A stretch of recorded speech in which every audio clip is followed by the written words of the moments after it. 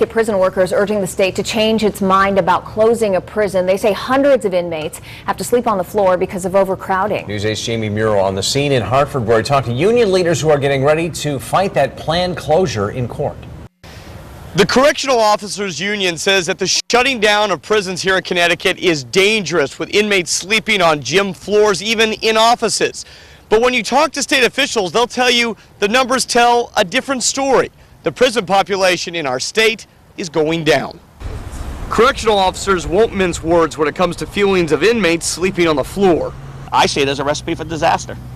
Level 2 prison Bergen closed more than a week ago, but AFSCME has filed an injunction to stop that from being permanent. Gate, another Level 2 facility, closed in June, creating what union members say are 842 inmates, 5% of the total population, living in unconventional housing in other facilities, like in a gym. They're finding any nook and cranny they can to put these inmates in. Some are in closets.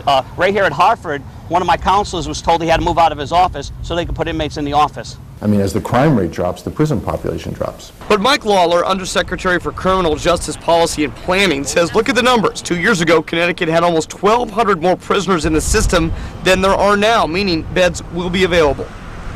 How do we rectify that problem if we're closing prisons? Well, more often than not, this is a seasonal problem. In the summertime, there's a bump up in the pretrial, the unsentenced population, of people being held on bail.